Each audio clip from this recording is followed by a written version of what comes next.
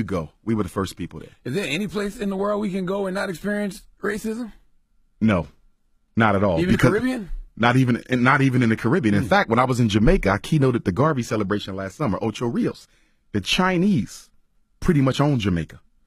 I mean, the Jamaican government is giving them concessions, land concessions. They're building hotels, beach resorts. They're building 2 schools for the for the Jamaicans. And what the Jamaicans have to give them in turn is the right to certain lands, the right to certain waterways. And if it doesn't stop, Jamaica, ironically, the land of Marcus Garvey and Bob Marley, will be the first Chinese colony in the Caribbean. Wow. It's getting bad. And you know why it's happening? Because the black bourgeoisie leadership in both Africa and the Caribbean, they don't have to live with the consequences of the economic decisions they make. So if I'm the president of Jamaica, okay, and China says, listen, we're going to give you $1 million in retirement. We're going to build you a retirement home, but we want this, this, and this.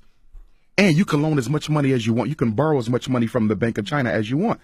I'm going to be set by the time I leave office. But what about my nation? Jamaica will be struggling for the next 50 and 75 years because of bad economic decisions from selfish leaders today. And that's the problem in Africa, and it's the problem in the Caribbean islands. No, that's true. I remember, I love going to Anguilla, and a couple of years ago, just one of the guys on the island was like, the Chinese taking over everything here. Yes, indeed. Yeah. Yes, indeed. And we were just talking about when I was in the Bahamas, and everybody got mad about this. The Baha Mar, they said the Chinese people were building that hotel. Well, you got to remember, China is overpopulated. So it's always looking for opportunities to dump some of its excess population. Right. And you know what's so sad? Chinese will come to South Africa poor with nothing. And in 3 years, they're owning 2 and 3 major businesses.